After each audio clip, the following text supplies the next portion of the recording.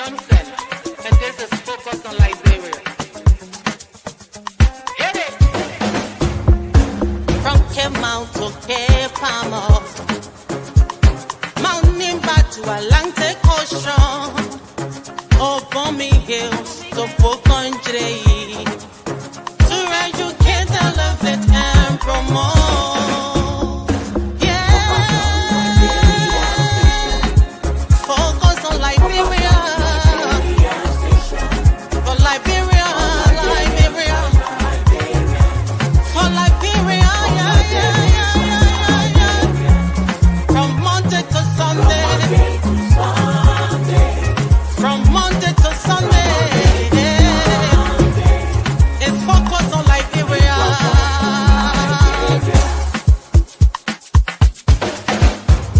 Talk about home affairs, hey, in diaspora,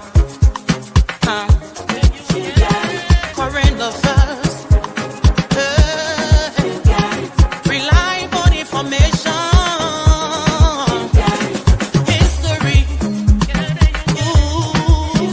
talking about culture, hey, politics, education, entertainment,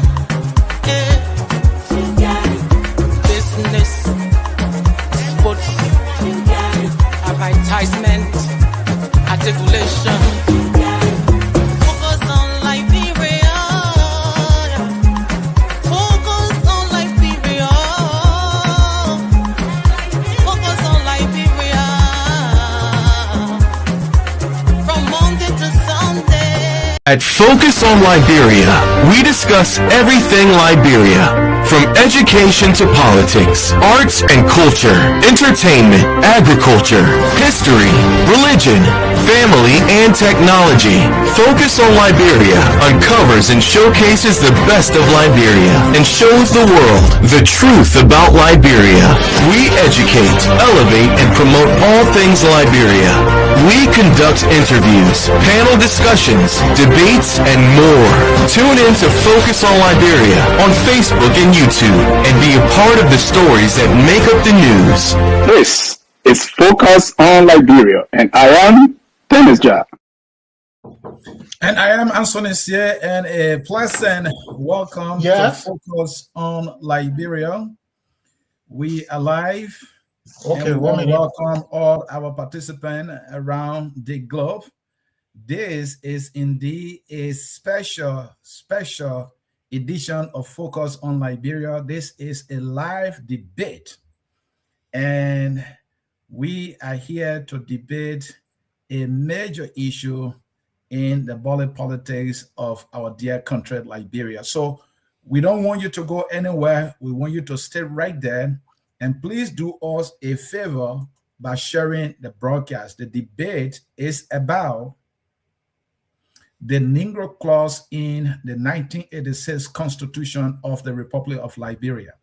We have two persons who will be engaging each other in what is intended to be an educated debate so that we can get clarity on whether or not the Negro clause in the 1986 Constitution is still relevant.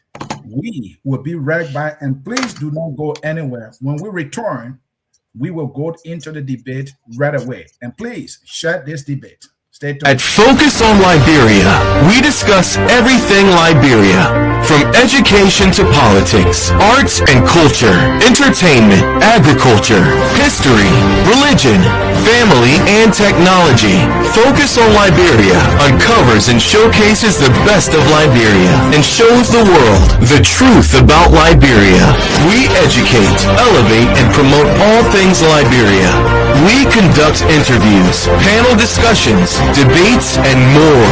Tune in to Focus on Liberia on Facebook and YouTube and be a part of the stories that make up the news. This is Focus on Liberia, and I am Dennis Ja.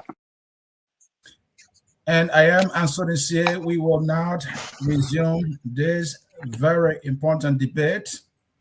We will resume right now. Gentlemen, I want to welcome you to this debate.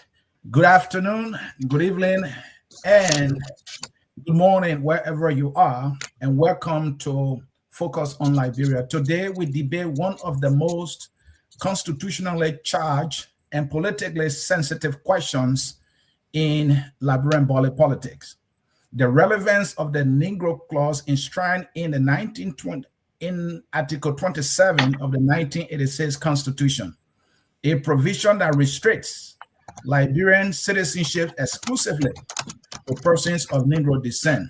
This clause has stood for nearly 4 decades, but in a Liberia that is changing, in a region that is increasingly governed by ECOWAS protocols, and in a world where racial classification in law are scrutinized by international human rights bodies, the question is no longer merely historical.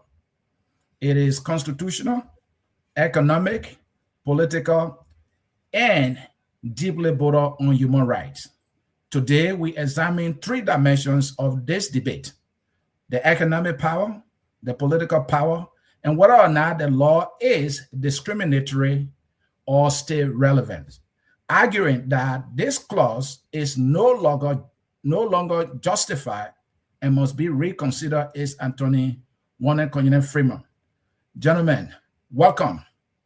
Let's begin this debate. Let's start with you, Dr. Pearson. You are arguing that this clause in the 1986 Constitution that restricts citizenship to people of Negro descent is still relevant in Liberia. Explain to us with your opening statement why you hold this position in your argument. Thank you, Anthony. And I just want to use this time to say hi to Mr. Freeman, Anthony Freeman, and to all viewers and listeners out there. I feel that to understand Article 27B of the Liberian Constitution that states clearly that citizenship is open to people of non-Negro descent, is premised on Article 27A, is not sitting in isolation of itself. And the reason for that is conditioned to our historical founding. At the time that we were founded as a country, we were founded on the basis of African people finding their footing for their freedom, having had decades of slavery perpetrated against the Black African, so to speak. And so when the free slaves start to come and form Africa, they found themselves in an environment where we are what we call the struggle for land, the land grab from the European exploration for colonialism. And so being the only little space in Africa that was not at the time colonized by any of those European powers, speaking about Britain, Germany, France, Portugal, Italy. And so we're able to maintain a level of independence that some people argue that we're never colonized, even though we're formed by the American Colonization Society. But that's a different argument. But I believe that when Article 27A stated that those who will be citizens of Liberia will be those of Africans and born in Africa and own land and property there. 27B automatically came in to protect them for their land rights and their property rights. Are there reasons for which people are arguing that this restriction should be lifted? Some people say because it is still a form of racism. I dispute that. I think the Constitution is not racist in so to speak. It's more or less protective of our sovereignty, and we're explaining in detail why we think that way. And there are other reasons other people argue that it has economic benefit if we make people citizens of our country of white descent, and then automatically our country will be developed. We dispute that argument very strongly. We believe development can happen in the absence of citizenship. Thank you. Anthony Freeman, your opening argument. Can you unmute, please? Unmute, please. Okay, am I good now? Yes, you are. Go ahead, sir. Okay. In 1847, when the Liberian state declared independence, it is understandable, being formed by former slaves, that somehow they thought that allowing the people who enslaved them, being Caucasian people or of non-Negro descent, shouldn't be part of their new republic. So that is understandable. That's 1847. Now we go into 1947, that's 100 years, and we are to 2026, that's maybe 120, 180 years close. Is that still relevant? I said no. Because law is not something you write and then you go to bed and you sleep. Law is something you write, and as you become aware, as you become, socially experienced, that experience feeds into your activities and you adjust your laws based on new realities. So I'm saying in the 21st century, in 2026, those new realities demand that we adjust our law so that it can correspond to the new economic reality. And Liberia is not the only country that are similarly situated. If you look in our sub-region, Guinea last had a referendum in 2025. And in short, they have changed their constitution at least 4 times. Nigeria has had at least 4 different constitutional changes. The last time in 2023. Cote d'Ivoire has changed their constitution 3 times. The last time in 2016. What it tells you is that constitution is not a static document. As the country move forward and experience political issue, economic issues, social issue, international issues, it is incumbent upon them to come back and look at the constitution, look at the laws and say, no, we need to make some adjustment. So that's what I'm saying to Liberians, that it is time that is it the only thing that we need to change? No, but definitely is one of the things that we need to change if we are to make social progress, if we are to make economic progress, is one of the things that we have to change. I guess in the over the course of the debate, we'll break it down what we mean by that. Thank you. Gentlemen, let's go into the debate itself now that you have given your opening argument. Dr. Pearson, I come to you. Dr. Pearson, the proposition argues that the Negro clause is an economic shield for Liberians. But non-Liberian communities, including Lebanese, Indian, Chinese nationals, have operated businesses in Liberia for generations without citizenship rights. If this clause was designed to protect the economic interests of Liberians, why do foreign nationals still dominate Liberia's retail, trade, and commercial sectors, for which maintaining it in any way protect the economic interests of Liberians?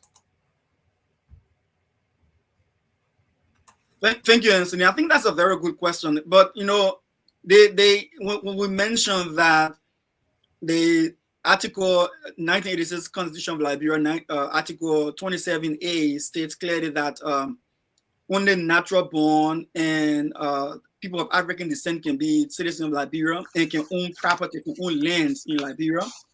And then, like I said, then Article 27B became possible or relevant to protect them. So it's important that you mentioned that why others are arguing that there is economic benefit for foreigners to own, not foreigners, but people of white skin to own, and I've used that for clarity for people who may not understand Negro descent, but people of white skin to own citizenship in our country.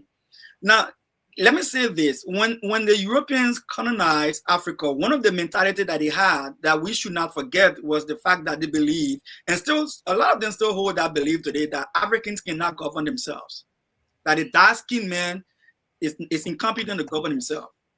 So it is based on that mentality that they subjugated Africa and much of Africa under their different forms of imperial leadership, whether under the Queen of Britain, under the French, the Americans came in later with their own issues. But the point we're trying to drive here is that in as much as we have Lebanese people and other nationals in the country who are not citizens of Liberia and owning business, and perhaps when the last time I checked the data, even though it's not precise, but they say at least 80% of the economy is run by foreigners in Liberia.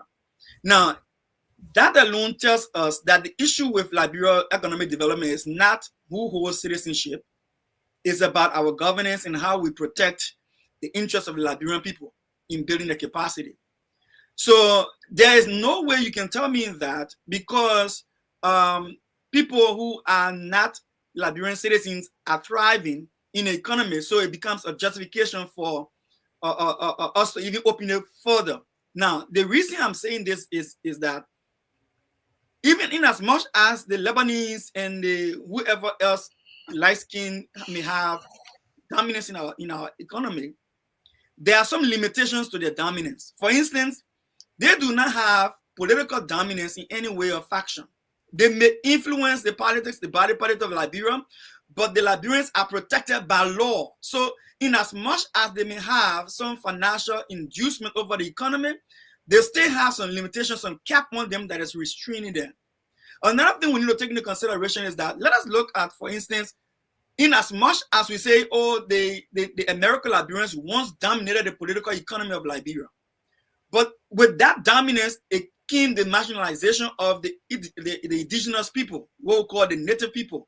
And we also saw what political and economic marginalization did to our country. It led us gradually into a situation where the natives were marginalized because of their placement in society, dispossessed of their lands. Today, you have majority of the prime property within the areas of our major commercial cities are owned by other people with Negro descent, American Liberian links, or those who were privileged to be closer to them. And then the native people, normally you'll notice that they are far back within the rural communities. Now, that alone gave us an example of what will happen when you have a dominant minority within the economic body of our country and in the political space of our country. So I think what we're arguing here is that Liberia is not yet at that place with political governance, with leadership, and with the livelihood of our people, the fact that they are still impoverished. The last time we checked about, they said Liberia is the 10th poorest countries in the world. At least 70% or 80% of our people are living in abject poverty. If you open up the society to a minority that has greater capacity politically and economically of our people, we'll just be repeating the very past that led us to the civil crisis, relevant to the question you just asked. That appears in, we're still talking about the economic dominance or the economic power or dynamics of this whole Negro clause, because the argument some people are pushing here is this is not stopping them. And that even with the restriction, they are dominating the economy. Some people even argue further that besides the government of Liberia, the other businesses that employ people in Liberia, we don't know the exact figure, but that is dominated by foreign nationals. Now, the argument is that if you give them citizenship, where they will be able to own land and fee accepted 100% in the Liberian economy, then they will be able to invest more and hire more Liberians, because they form a greater chunk of the country that employ people. Liberians that employ Liberian fewer compared to foreigners, foreign businesses in Liberia that employ Liberians. That is the argument. So allowing citizens to these non-Liberians will even improve or increase economic investment in Liberia that will lead to employing more Liberians. That is the argument. Do you have any counter against that? Again, like I mentioned earlier, right? Mm-hmm. Economic development cannot in any way be stopped because of citizenship.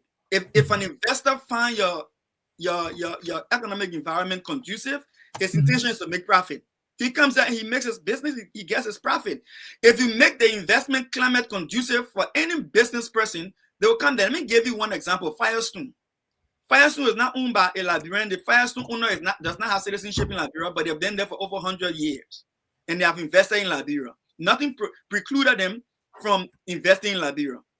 Now, let us go to other Lamco, bond mines, right? None of them have citizenship in Liberia, and they invested in the country. Now, the argument that because somebody is a citizen of their country and have a dual citizenship, it means that they will keep the money that they make in your country is another fallacy.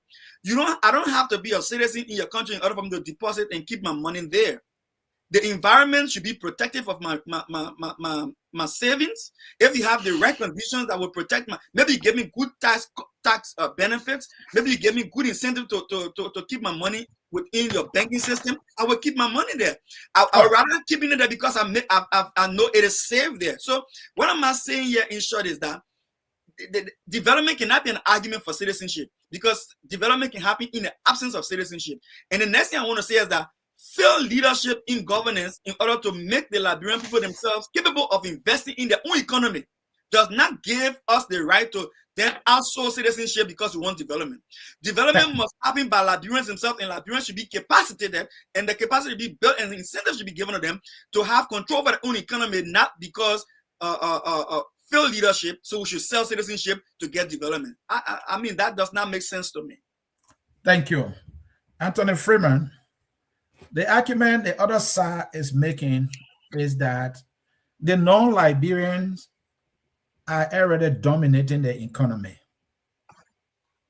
If you grant them citizenship or open citizenship to them, they will further dominate beyond the economic aspect of our country. It will go all the way to the political aspect of our country. Now they will have dual dominance, and that may disadvantage Liberians in a much greater way. And that is do you find their argument reasonable? Well, I guess those who are making the argument, it looks reasonable to them. But I would say that if you look at investment,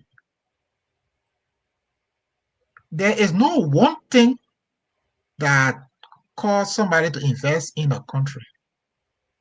So we are not coming here to say that the only reason why somebody will come to invest in Liberia is because Liberia is open to granting them citizenship. Investor firstly may consider profit.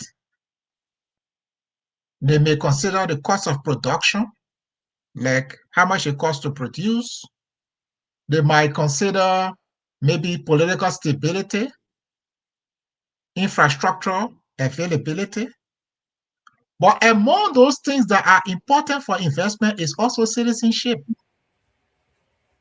That is why more than 100 countries around the world have tied their investment offer to outsider to citizenship, because they know that among the things that people can consider in order to invest is citizenship.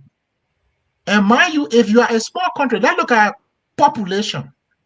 If somebody wants to come to West Africa and make money, they could go to Nigeria, which has a population of 200.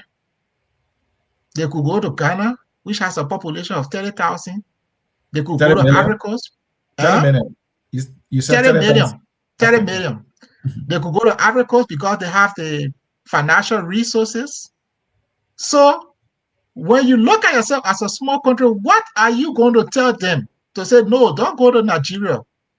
Don't go to Ghana. Don't go to Africa. Come to Liberia. So in addition to the things that you're going to tell them, one of them could be that, hey, these guys won't make you citizen. We can make you citizen. Your property can be protected forever.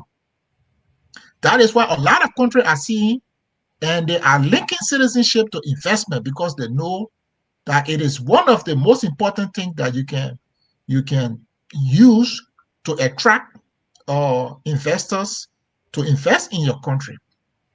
The other thing people need to know that if you are a small country, you don't have a lot of options.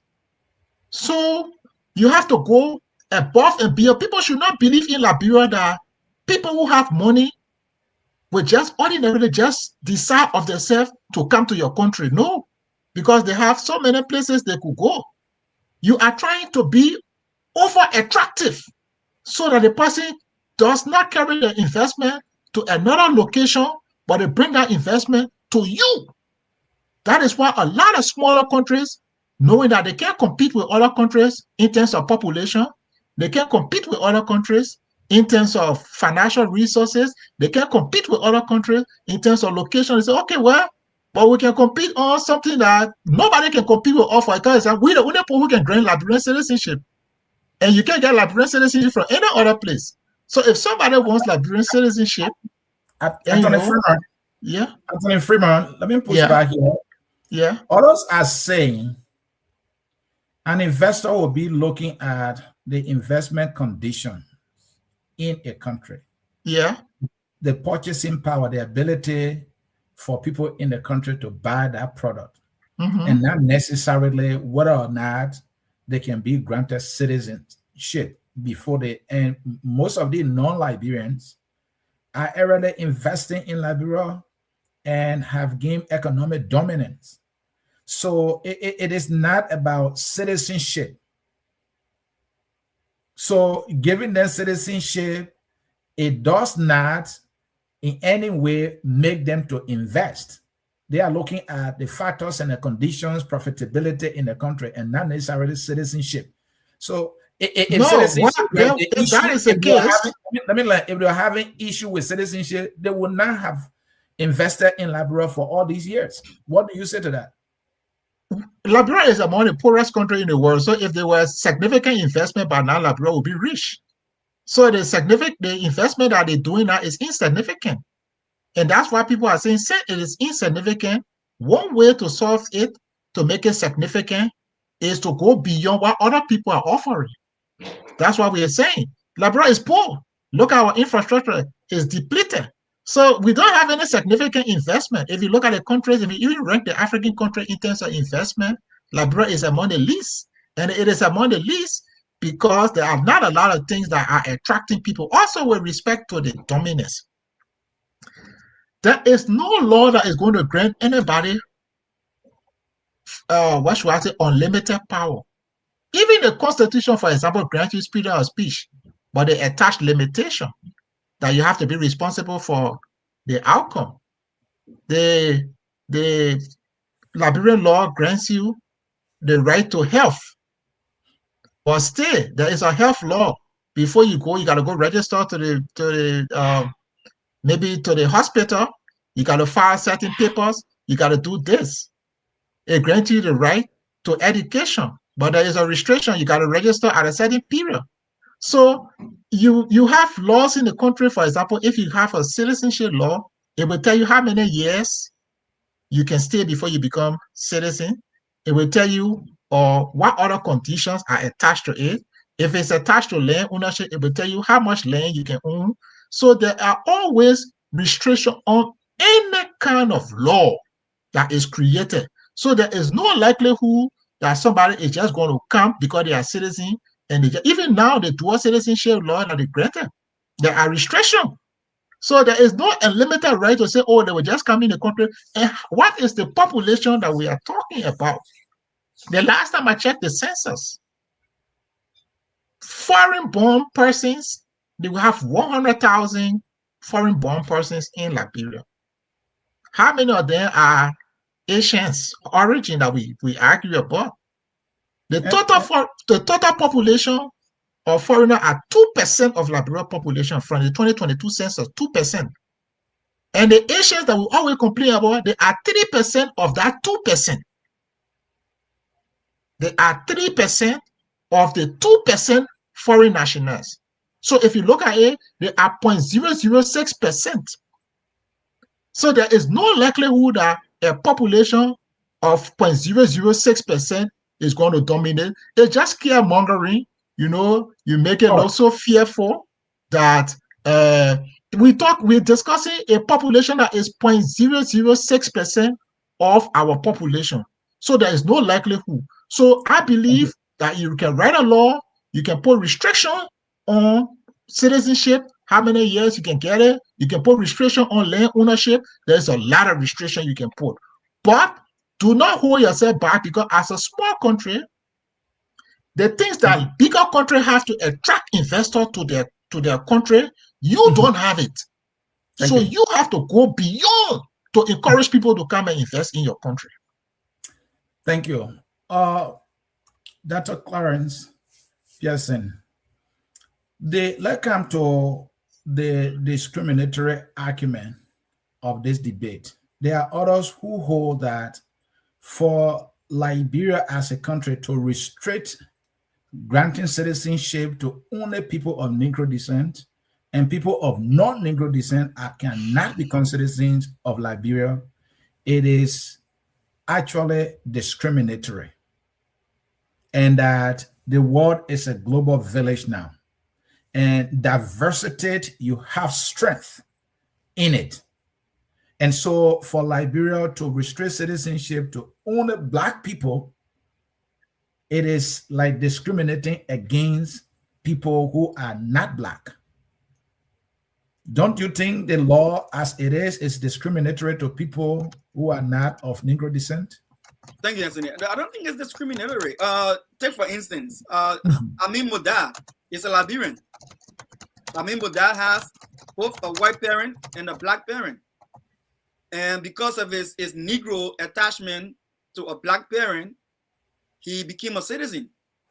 When you see Amin Modad is not disenfranchised. In fact, Amin Modad served as the political, the party chairman for the ruling party now in Liberia before he was dismissed on as of impropriety, financial impropriety at the Ministry of Commerce. So no, somebody can be born to a white parent. If one of them is Black and a Liberian, you can become a citizen of Liberia. So there's no discrimination. You can be an Indian man and you're married to a Liberian woman and you're born, a Bassa woman, you're born, your child can become citizen. They're seen it with the Lebanese. They're seen it with the American white men. Seen it with the German white men. All right? They're seen it with wherever other white men you want to talk about. Or white woman, you come and you marry a Liberian Black person and you born a child, that child has the right to citizenship at birth. So let's leave that. There is not discriminatory. Like I said, it is protectory, right? And even in the United States here, they may have it. You know, when you're looking at development initiative, and you're looking at development studies and development planning, that person we're talking about citizenship through naturalization. The aspect you spoke about is through marriage or family, right? We're talking about naturalization, where, for example, if a German family went to Liberia and decided that they want to settle there and they want to apply for Liberian citizenship, they will not be eligible, they will not be qualified. And that other thing, that is discriminatory. Look, you said discriminatory, the word applies in context of definition. But there is, you can say the same thing to France today, who stopping immigrants from coming to the country. You can say the same thing to America today, who closing the Mexican border. And they call him, they're restricting the border. They may allow Blacks to become citizens in the country, but they stop other people from coming, and they got reasons. It's protectory. Other people say it's a form of discrimination as well. There could be discrimination not only on race, there could be discrimination on the line of economic disenfranchisement, right? You're too poor to be in my country, you become a liability to my country. Donald Trump said, if you live on food stamp, go back to the country coming from with script of your residency, with script of your citizenship. In fact, Donald Trump said here that if your mother was pregnant and she came to America to give birth, and your child became president or citizen by birth, he will take the citizenship away from him because he feel, maybe he took there will be these kinds of protections around your country because people got some interest in ensuring the safety of the country. Our own uniqueness within us is from the basis of our founding, our legacy founding. Liberia is the only African nation that was never colonized by a white race. So we forced to accommodate white race, or white race has to accommodate us. We didn't have that constraint. The country that we can compare ourselves to in Africa right now is Ethiopia, right? And as soon as I speak to you, Ethiopia does not have a citizenship open to dual citizenship. It does not have a citizenship open to people of non-African descent. If you want to be a citizen of Ethiopia, you got to be of African descent. Now, because we share that unique history and the understanding what vulnerability can bring to you when you mix the races, they are protecting themselves as well. It's not racism. Now, let me clarify something, Anthony. The 27B is not about race. The 27B is about protecting a vulnerable group. And the vulnerable group are our ordinary people. Look at Sam Darby. Go research Sam Darby. Sam Darby bought property in our rural community to overshadow our people because they got the power to own the land, right? And they became land conflict that can never end. Look at the other garden in the Cape Mount area there. Recently, who managed to influence a state authority to go there to defend them and brutalize citizens and kill them in the process, right? Look at other concessionaires who have come in the country and are taking seeds of lands that the people are not benefiting from. Those are minute circumstances compared to giving people unfettered access to land rights and property. I understand what the Anthony is saying, that the laws can be restrictive. I understand that. We're not concerned about the restrictions of a law. Even in Ethiopia, as I speak to it, Liberia can do several things. Ethiopia has what they call special ID, right? They call it a yellow card. Yellow card means if you went to Ethiopia, you want to invest in Ethiopia, you are a light-skinned person or white person, you want to invest and do your economic investment, they give you what they call the yellow card. The yellow card ID gives you special diaspora privileges, and you can do a lot of things without being citizen. They also got what they call the 10-year golden investor visa. Golden investor visa, you can invest and it comes with certain basic privileges. So you don't have to be a citizen in order for you to be able to say, now I'm a citizen now. But they protect their lands. Their lands are sacred. They protect the vulnerable population that don't have the capacity to compete for those lands. Now, let me close on this.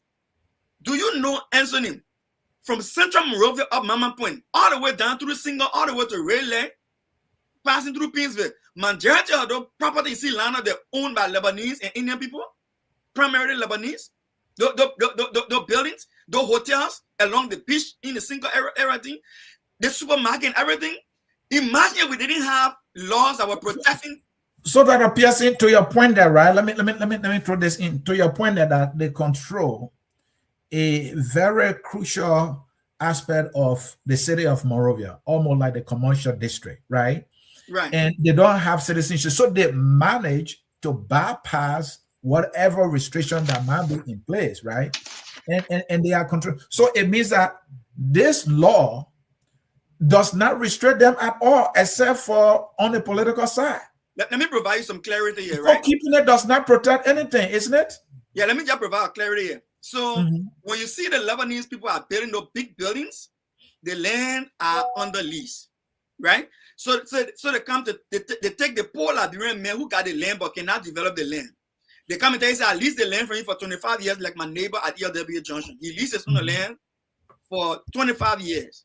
The guy has a $1,000 complex on it right now, stores and apartments above, right? After 25 years, his poor children who couldn't afford to build that property now will own it tomorrow. Imagine if that Lebanese man had the opportunity to buy that land. That land would be lost to that poor family. That young man today will be disenfranchised when it comes to land ownership. He may have to go back to the village if he got any land left there. The same thing with all of the different lands, Elebe Junction, in town, Cinco, they built the structures by the owner lease. After 25, 30, 50 years, Mr. Fremont, grandchildren, great-grandchildren can go and take the property now and can do what they want to do with it. But they still possess the lands. That is an opportunity for them to be in power while the Lebanese man and the Indian man make the profit. That's what we're saying. Protect the lands because our people cannot compete. So the clause is only there to protect land from non-Liberians from owning land permanently. Is that what it is? Yeah, that one of the things. That what I said. It is 27B. They can renew their ownership year after year after year, and the Liberian owner, maybe they may pass and they may not have gain ownership to it forever. So Anthony, let me tell you something about business. You know why Lebanese men will pay $1,000? So let me give you one example. Right after the war, one of the institutions I worked for was government institution was renting a building in Singapore around behind what they used to have Caddy Hospital, right? Mm-hmm. Not Caddy Hospital, but CRS. I just finished forgetting the street. I don't 13, I don't 20, first street or second, wherever, 20 something street, somewhere, but around JFK area there, not too far from JFK. But listen to the point. The Liberian owner who had that property that was destroyed during the war leased that property to a Lebanese man for $1,000 every month, right? The Lebanese man leased the property for $1,000 every month. He renovated the entire property. I mean, brought it up to standard. And we in government when they rented the property from him, and we are paying $5,000 every month for the same property, right? Mm-hmm. The Lebanese man does not care whether he owns the land or not. The man is a businessman. He wants profit. Profit is his intention. So I keep saying this. The man does not need the land. He doesn't need the citizenship. He wants to make profit. The capitalist mindset is that if I can take this property and spin it in 25 years and make 50 million, only spend 100,000 on it, that's what I want. That's my game. But we want the Liberian people who cannot compete to be protected. 27B of the Constitution protects 27A. I will keep making up that emphasis. And 27A says only citizens can own lands and property in Liberia. If you want, like my counselor is saying, if you want, attorney saying, if you want to give people limited rights to own property, yeah, you can give them limited rights to own or lease, like they already have. They don't need that because they already got it. People are leasing to them temporarily, extended lease. And that appears before you go, and I bring Anthony Freeman in here. We're talking about diversity. Yeah, I wanted to address the issue of discrimination because you mentioned it. Yeah, you will come in. Let me address the issue. We're talking about diversity and the discrimination thing tied in there too, right? Diversity. They say America is the melting pot, and when they say that, part of the reason is anybody from anywhere, irrespective of your color, can settle here and make a living. And that diversity tied into immigration, offering of citizenship, with restriction and all that, right? It has made America an economic powerhouse in the world because everybody with their expertise are coming in this place, with their talents to work, to invest, and to contribute.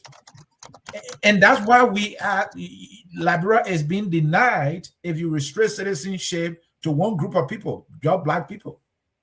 This will be my response to you, right? Mm-hmm. First of all, America and the majority of Americans are living above the poverty line. You can agree with me on that. Americans in general, they are living above the poverty line. They can compete. Another thing I want to bring to your attention, America has strong institutions. Institutional vulnerability is not America's problem. Another thing I want to bring to your attention again, America has strong governance structure.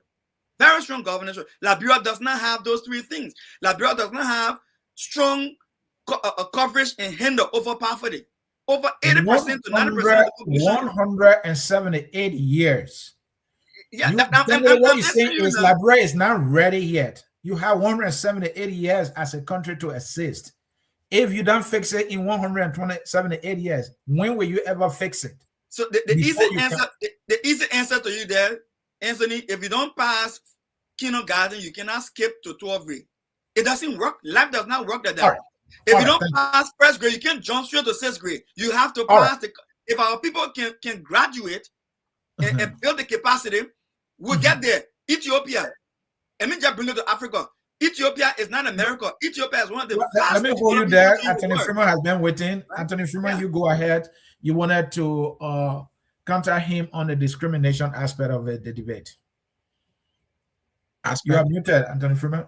Firstly, on the discrimination aspect, since 1947, Liberia has been a signatory to the Universal Declaration of Human Rights. And a lot of other human rights instruments emanates from the Universal Declaration of Human Rights. It's almost like the constitution for almost all the human rights instruments around the world. And I want to read you Article 2 of that Universal Declaration of Human Rights, right? Which says that, and I just summarizing, everyone is entitled to fundamental rights, including the rights to property and life, without discrimination by race, religion, sex, language, or nationality. Everyone is entitled to all the rights and freedoms set forth in this declaration, without distinction of any kind of race, color, sex, language, religion, political opinion, social origin, and all of that. That is what Liberia signed up to. You sign up to the Universal Declaration of Human Rights, and then you have on your law a discriminatory law based on race. I don't know what the doctor definition of contradiction, but that looks like a complete contradiction to me. Okay, so let's pivot back to the issue of people should not limit this conversation about non-Negro citizenship ownership to India and Lebanese. While it is true that there are business people in Liberia, it is for the entire global community, not one set of people. What people need to realize is that while land may be important in Liberia, land and, let's say, agriculture-related issues, they are only 4% of the global economy. 4% of the global economy.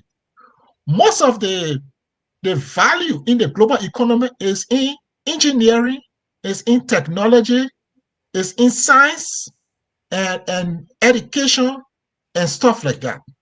So when you open up your citizenship, bright people, engineers, inventors, people who are capable of creating wealth, not necessarily tied to land, because you can create wealth without it being tied to land. So if you open up your citizenship, other people who can create wealth, that is not, what if the greatest software developer comes to Liberia and wants to be citizen? He is able to create wealth 100 times more than the land wealth. For example, most of the rich people in the world today is not by land, it's by owning software companies. It's by owning technology companies, Google, Microsoft. So when you think about these things, we need to think about it in a much more expanded scope, as to just think about it as, oh, we got this small little plot of land here, they're coming to take our land. Land is no longer the greatest source of economic value. It is a minority value. So opening it up is like opening it to all these other people. You also need to know that when you talk about international network, international contact, how do you get an international contact? One way to get an international contact that can bring in wealth is through citizens that you have in other countries. You could have a Russian Liberian dual national, and he could be a link between Liberia and Russia, bringing in other Russian business people and other people to invest. The same thing could happen. You could have maybe a Saudi Liberian national. He could help to bring oil investors or stuff like that, you know? So let's stop limiting this thing to land, and they're coming to take all our land, because the greatest source of economic wealth these days is not land. So opening it up, You want, if this person is bright, scientists, why are other countries saying, oh, make a certain amount of investment? For example, we could say we make a fast-track citizenship if you bring a business to Liberia that employ 100 Liberians. If you do that 10 times, that 1,000 Liberians got jobs. If you do it 20 times, that 20,000 Liberians got jobs. So let's think more creatively. The question we need to ask, some of the countries that are rich today, how did they get rich? It is smart policies. Let's take Switzerland. Switzerland population is 9 million. Next to them is Germany at 80 million. Next to them is France at 60 or 70 million. But Switzerland's strategy is, look, we'll remain neutral. We'll not take part in your wars. We will go into banking and finance. And anybody who get money, anybody that will bring it will not ask you any question. And over the years, as they did that, people took their money to Switzerland. And today, Switzerland is one of the richest countries in the world. It is strategy. If you change it and say, okay, maybe let's talk about, say, Mauritius. How did Mauritius get rich in Africa and become a middle-income country? Well, they diversify the economy. They open export processing zone. They open their citizenship. They lower their taxes. Some countries are saying, in fact, we are not charging taxes. You bring your money here, we're not going to charge you any taxes. We'll put the taxes on goods and services. What countries are sitting down and observing, look, what kind of smart economic move can we make to have people come to our country, to have people invest, to have people stay there, to have people put their money there, build homes, build, real resources. But it takes law, like I said, you can't keep the same law on the book for 200 years. America, they have changed the constitution, amended it 27 times. Nigeria have done so 16 times. Ghana have had 4 or 5 different constitutions. So for people to tell you, say, oh, the constitution that you wrote in 1847 or the one you wrote in 1980 or 86, you can go 40 years, don't change it, just remain that way. It is not being smart. Being smart is, yeah. You are arguing that the Negro clause in the 1986 Constitution, Article 27B, that prohibits Liberian citizenship from people of non-Negro descent is not relevant, it's discriminatory. All citizenship offered by other countries to foreign nationals have some restrictions. Since you hold that opening citizenship to non-Liberians will not harm Liberia but will even benefit Liberia, what kind of citizenship will you suggest Liberia should entertain at this point? Okay. Firstly, if you are born in Liberia, I believe anybody who is born in Liberia, no matter what your color is, you should be a Liberian citizenship. I mean, you should be a Liberian citizen. Secondly, somebody who has spent maybe 10 to 15 years in Liberia, almost making Liberia almost like exclusively their place of residence and doing business, that person should be extended citizenship. Thirdly, I think we can even fast track citizenship for somebody who do an investment in Liberia that employs maybe 100 Liberians. If you do an investment in Liberia and 100 Liberians get employed, we can fast track your citizenship maybe in 5 years. Thirdly, I think we should have citizenship for certain class of, or what should I say, genius, right? Like if somebody is a world genius in maybe IT, or is a world genius in software, or is a world genius in engineering or stuff like that, world-class person, and they want to be a Liberian citizen, we should even fast track them within 3 years. The reason is, as I'm saying, the wealth is now tied to science and technology, to information communication, to engineering.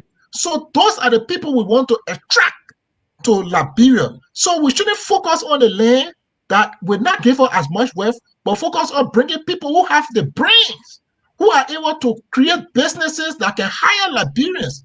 That person who open a business and more than 200 Liberians are employed, we can fast track their citizenship. Those are the kinds of things that I'm telling you about. Those are smart policies that make country rich.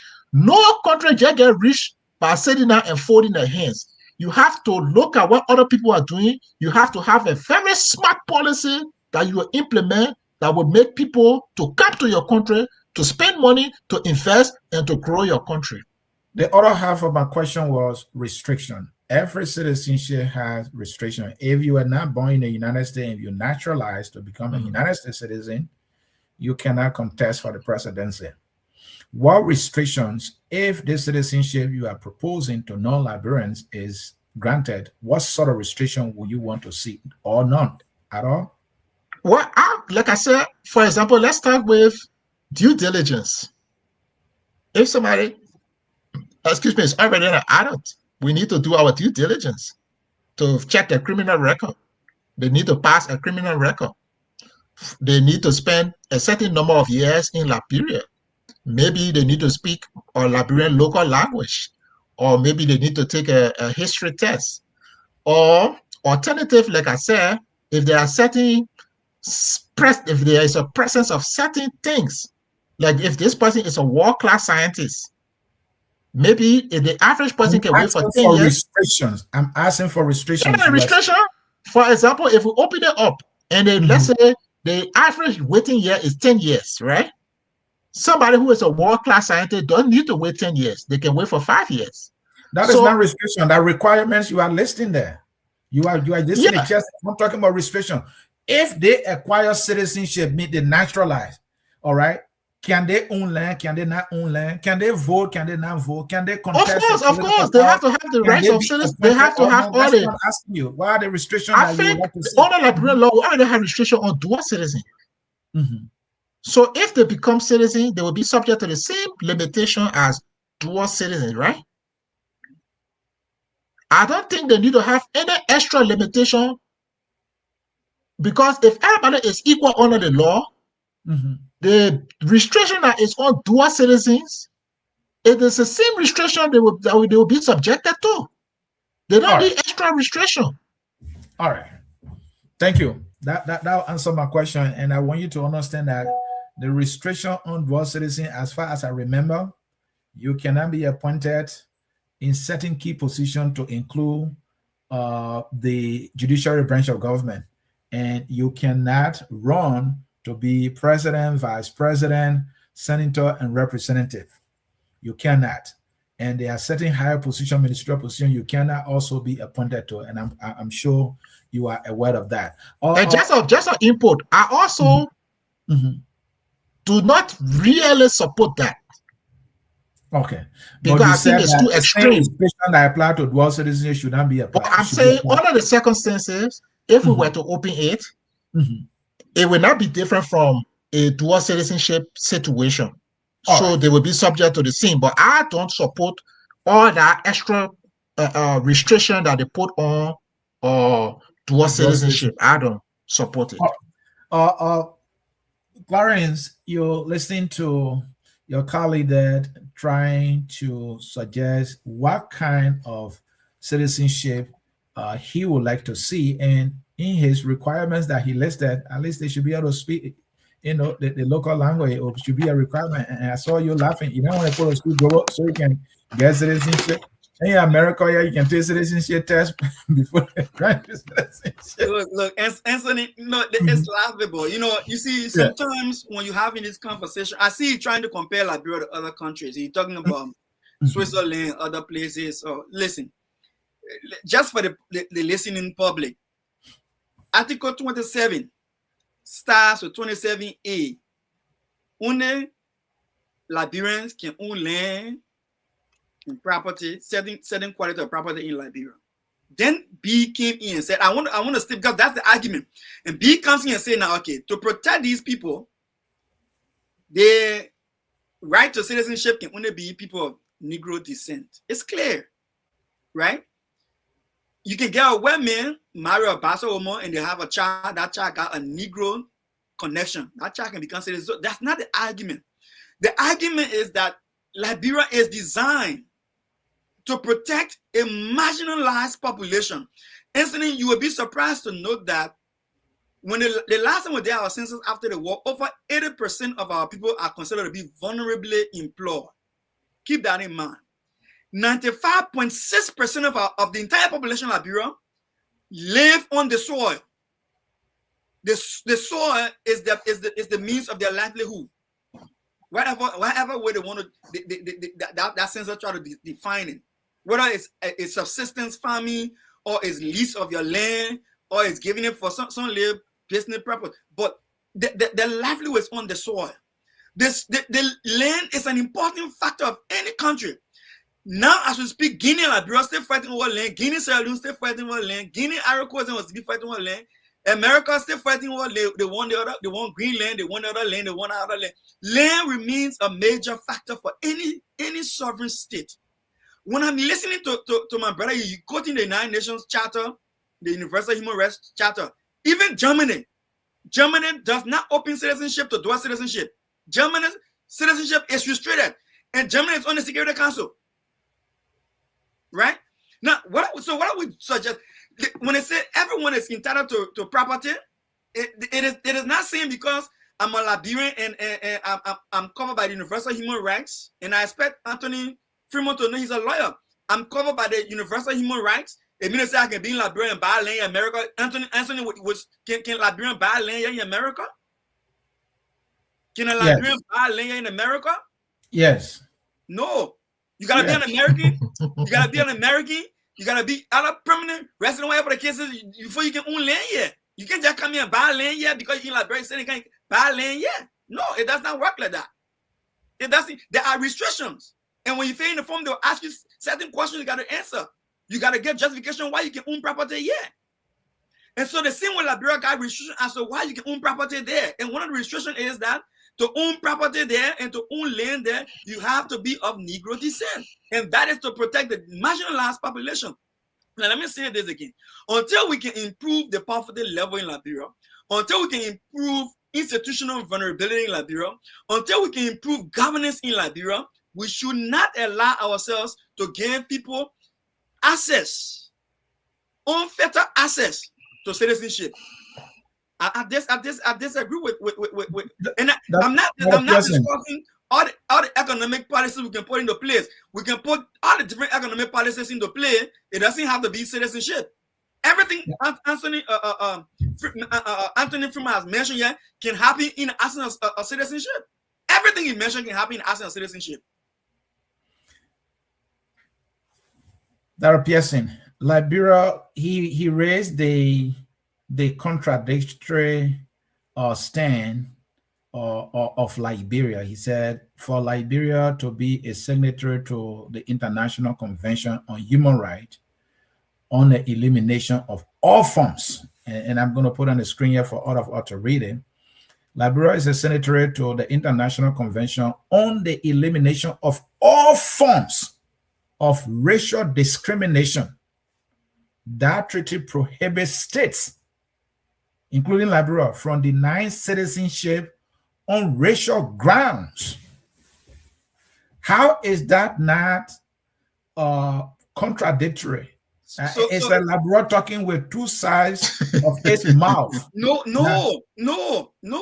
How is not? No, it's not.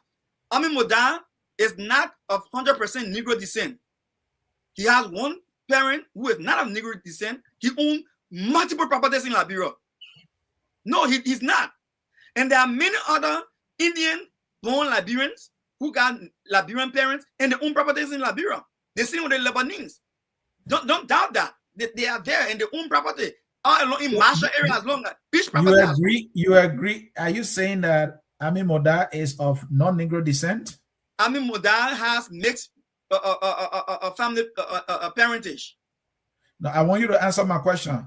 Is he not of non-Negro descent? No, he's not of non-Negro descent because he got mixed parentage. That's what I'm saying.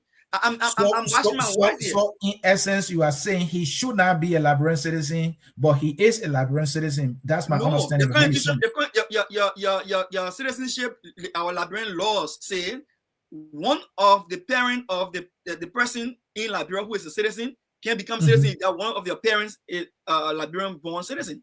A Liberian citizen. If you got one parent who is a Liberian, you are entitled to citizenship in Liberia. So because one of his parents is a Liberian, and that Liberian having to be of Negro descent, don't you think he has Negro descent in him, and he is of Negro descent? you must have saying the same thing I say you want me to say in another direction. I mean, no, you clearly said that he is not of Negro descent. He has a connection to Negro descent, and he has Liberian citizenship. That's what you are saying. Yeah, he has lineage to Negro descent because one of his parents is a Liberian, a native-born Liberian. So there's no argument for Negro descent. That's why he is a Liberian. We are talking about granting citizenship. I mean, the argument against your point is that granting citizenship to people of non-Negro descent, the reason why he is a Liberian citizen is because he shares Negro blood. His mother or father, I think his mother, right? His mother is a Negro. That's why he is of Negro descent. We already finished discussing that. I want us to go back to the law, to the statute you put up here. The instrument to the statute, right? Yeah, the statute is clear. The treaty prohibits states from denying citizenship on racial grounds. So exactly. Let's use the person as an example. We all know GGG, right? Put it back up. He says citizenship. Put it back up. Put it back up. Okay. There it is. You read it. I'll read it. Liberia is a signatory to the International Convention on the Elimination of all forms of racial discrimination. When we say racial, we're talking about color. We're talking about race. That treaty prohibits states from denying citizenship on racial grounds. So, wait, if the white man enter Liberia today, are you quoting the document, or you referencing it? I'm referencing it. I'm referencing it, and the reference here is also the reference is talking about what it says. Yeah. Send it to him. Then put it up. But I got it already in the private chat, the Universal Declaration of Human Rights. Yeah. He read it earlier. Yeah, put the section up. Put a section up. I want to say something. Put a section up. Okay, let me do that quickly. I won't be long. So yeah, it is. It's coming. Yeah, we are. And oh no. Okay.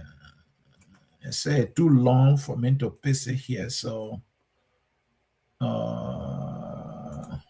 let me pull it in there. Well, you have access to it. Why don't you just comment on it? He has access to the private chat, right? No, he wants everybody to see it. Okay, here we are. Everyone is entitled to all the rights and all freedoms set forth in the Declaration without distinction of any kind, such as race, color, sex, language, religion, political, or other Anthony, my argument here is citizenship. I got, because I know I sat with it here for the Universal Human Rights we did in Liberia with the how do you call it, Human Rights Commission in Liberia for a long time. We used to report to this convention. I was looking for citizenship in our land. It's not there. How can you say it's not there? It should rights to racial discrimination of all forms. No. Nationality. Prohibiting it's nationality.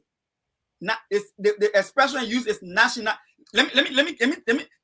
There is nothing that I say you cannot deny somebody citizenship. Citizenship is at the level of states to decide who they can grant citizenship to. It is at the level of the state. Even the United States of America does not grant dual citizenship. If anybody want to argue me, go look it up. The United States of America does not grant dual citizenship, but it does not prohibit it. Also, it does not say we don't want you to have dual citizenship, but it does not allow for dual citizenship in the laws. So it's based on country to country. Now, my argument here is this: all of what Councilman Freeman is arguing for can happen outside of citizenship economically. And citizenship does not guarantee somebody will keep the profit in Liberia. No, it does not. But what I'm saying here is that the impoverished people, the vulnerable institutions, and bad governance does not give us the right ground right now for people to be protected enough to be able to compete with a powerful minority. What Freeman is saying here to me now, we should have another Congo man who come now and they want beef farm and the native people can whatever he put a foot up, and then the native man become a slave. That why he's saying now. The Congo men own all the beef property in Monrovia, own all the beef property in Pennsylvania, in Sassna. Own the beef property. Then the native men be doing that washing the chimney bucket. That's what we're saying here. That appears in. Let's bring it to practical terms, and I'm sure you might have known a Lebanese person who lived in Liberia, actually born in Liberia and lived there, and may never go to Lebanon and knows nothing about Lebanon. I know a Lebanese national like that, born in Liberia, went to school there, did everything here, and even traveled to America. And here, the place the guy goes to visit is back to Liberia. He speaks Liberian English, colloquial, 100%. The law is saying, even though everything about this man is Liberian 100%, the Lebanon that is his heritage, he has never lived on that soil. He was never born there. Our law is saying, even though they man whole life is nothing short of Liberian 100%. He worked there, he ran a business there, he employed people there, he went to school there, he paid taxes there, but our law is saying, because you're not black, we are sorry. Is that law fair? Is that law not discriminatory? No, Anthony, law is not discriminatory. The reason why people have laws is to protect the national interest. To protect, and every national interest may vary. Today, American people holding on to the gun rights. Even though every day the kids are dying in school from shooting, they still hold on to the gun rights, right? And nothing would let them give it up, even though we feel it is not correct. The African man sitting in Africa, you see the American man here, gay people gay right? Gay people gay right, and all that kind of thing. The African men look at them and think they're crazy. African men say we're not allowed to have it, So rights and laws are there for protection of the interest of the culture, the identity of our people, and their vulnerability must be protected. So it left with the nation state to decide the circumstances under which the laws are framed for its own protection. It's not discriminatory. It's self-preservation. All right, gentlemen, let me welcome Gabriel Carter, who just jumped in. He is focused on Liberia global banking and finance expert. Gabriel, welcome. How you doing, sir? Guys, it's good to be part of this debate. I don't know if this is a debate or some kind of but it's good to actually be here. A debate between the two gentlemen. And now that you are here, you will play a questioning role. You may make commentary, but this is a debate between the two of them intended to bring clarity and understanding and education. Yeah, let me just correct something as Pearson just said. Okay. Yeah, it's good to be here. But as I said, it is my understanding that we have labor laws in Liberia. Am I correct? Yes. So what he is saying is amount to just mere race baiting and scaremongering to say, oh, somebody is going to invest in a farm and Liberian people will be slaves. Because every Liberian or every employer and every employee, both of them are subject to the labor laws of Liberia. So the fact that somebody maybe invests in a farm business and got 200 persons working for them does not necessarily mean that they are going to be slaves of the employer, because there is a labor law in Liberia. And the issue about enforcement of law, it got nothing to do with people's skin color. It got more to do with your police and your Ministry of Justice. If you got a independent police, a professional police, the law will be applied to everybody across the board, irrespective of skin color. If you got a functioning Ministry of Justice, the law will be applied to everybody, irrespective of skin color. So I don't see any likelihood that somebody is going to make another person a slave in Liberia. These are just emotional language used to scare people. Look, let me tell you something. Countries are getting richer. And they are getting richer because they look at the laws, they adopt the laws, they adjust it, they refine the laws to make sure that resources flow to their country. The Americans that open their country up to other people, they're not stupid. They know that there will be a brilliant mathematician born in Romania that will not stay in Romania. He will come and he will open a business in America and he will make billions. And the American government will tax that billions and they will use it to enrich their country. The Americans know that there will be a mathematician born in China or an engineer born in China. And they want to open up so he can come. And if there is to be an invention, you will make that invention in America. That invention will be sold around the world. America will make billions and America will get richer.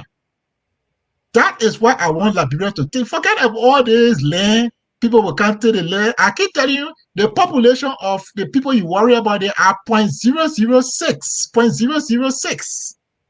So there is no likelihood that a population that is 0.006 will take all your land in the country.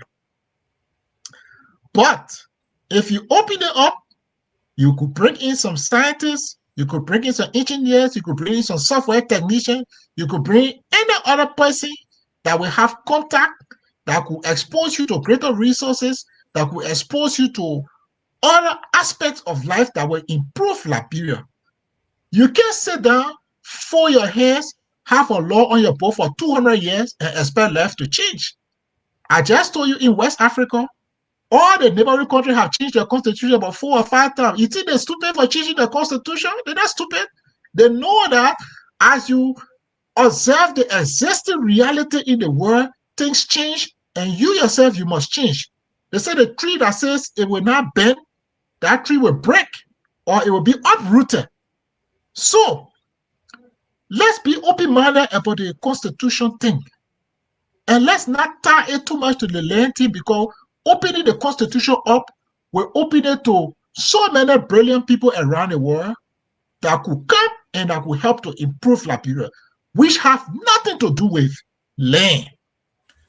Anthony Freeman, before I bring Gabriel in, maybe you may have a question here.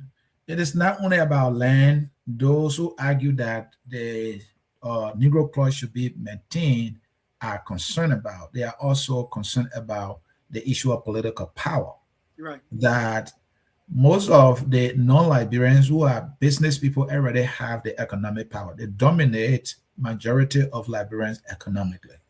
So if you grant them political right where they can run to be superintendent, and I mean, not superintendent, I want to run for superintendent, well, maybe I mentioned that, right? You know, to run to be a representative, senator, and president, and you know, they will be dominating, quote unquote, Negro Liberians economically and politically, and they will overpower Liberians. So let me interject. Since they passed the dual citizenship law, how many of the dual citizenship have broken through to dominate Liberians politically? Since they passed the dual citizenship law, how many dual citizens from America have come to Liberia and dominated the party politics? Well, that one is in line with the Negro clause. These dual citizen people, they are black people, and all of them. So that's the thing I'm saying. It's the answer to your question, right? Let me just I come in now. It's the answer to your question. That just as somebody who was granted dual citizenship, right now our body politic is not dominated by dual citizens. So I don't see how another group of people who come eventually, you don't see that possibility?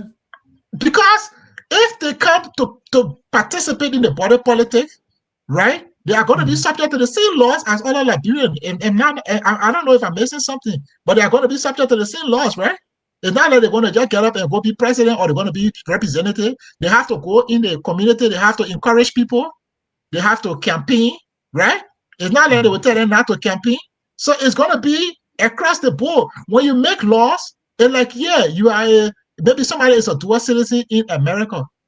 Do they stop you from, like, if you wanted to take part on a community council or you wanted to be like they don't stop you, but you have to vote. They have to vote for you. So if somebody, let's say we grant their citizenship and the person is from Romania and they come and they are able to go in a district and maybe carry on development and make it in a way that the people like that and they vote for them, what is wrong with it?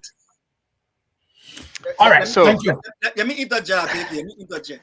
Go ahead. Go ahead. Look. Wealth influence politics. Politics influence livelihood and the economy as a whole.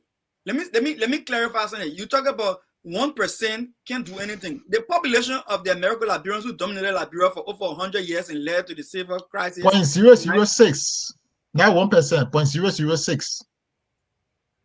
Whatever percentage you want to put on it, because you are suggesting there will be an attraction of that minority to the country because of the citizenship. That what I'm going off on. But you are concerned about the minimum number of persons. The American Liberian population, and I'm only using it not because I want to be discriminatory, but I'm using it because of the politics to it. The American Liberian dominance in Liberia, they were less than 5% of the population at the time, between 2% to 5%.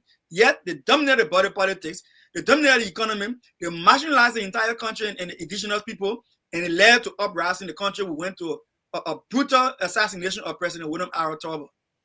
Right? Up to now, we have not recovered yet. Now, we are not concerned. You talk about dual citizenship to black-skinned Liberians.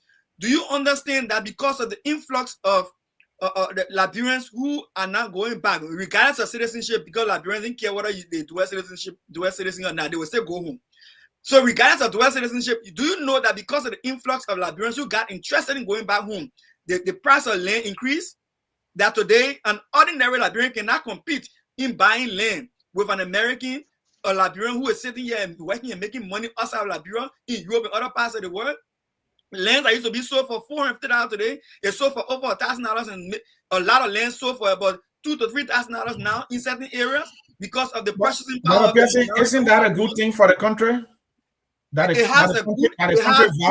the country value is increasing, that the land has more value now. Don't you think it's a good thing? So it is only a good thing when the majority of the population are capacitated to have a level of advantage to compete. Again, we have weak institutions, but we have weak governance. That appears most of the land you're talking about that around Monserrato. If you went in Grand Cru now, maybe you get $10, you can get a piece of land. Yeah. If the person can, in Morovia, they can go to Grand Cru. It will be good for Grand Cru. Then the land in Grand Cru now will start gaining value. So maybe it's a good thing. So you see, let I get something clear here. That's why you gotta be in the minds of the framer of the Constitution.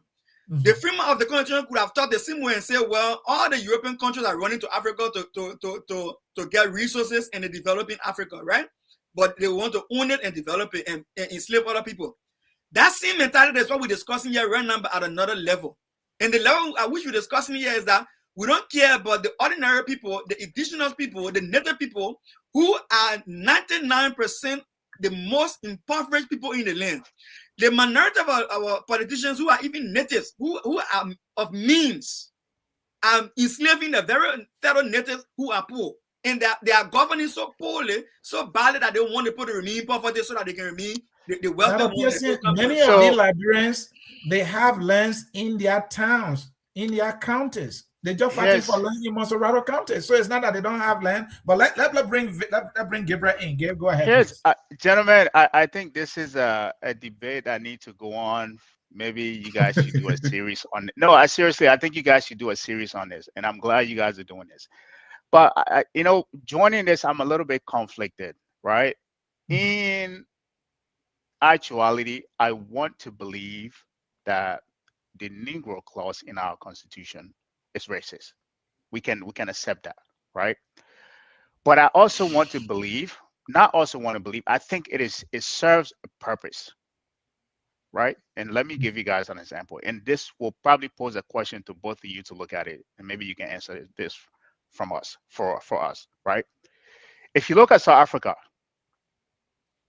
it's a majority black country, but the means of economic production is owned, controlled by the minority white people in our country. Let's take it to Namibia, the same thing, right? Right now, the German that settled in our country control the means of production at an alarming rate, right? Let's bring it right to Ghana. I don't know if you guys follow what's happening in Ghana right now. With the diaspora like that are moving into Ghana, the average Ghanaian, the average Ghanaian is struggling. But these are not things that actually come out in the limelight, right? I will bring it back here to the United States where all of us reside. We have citizens here. The reason why I think the US can open up its citizenship to anybody is because you, myself, you and I here, immigrants, whether you have citizenship or not, whether you have green card, you can go to anywhere to any bank as long as you have the right credit score. You can start a business. They will give you even the SBA loan you qualify for it, right? Say they don't care. That's one.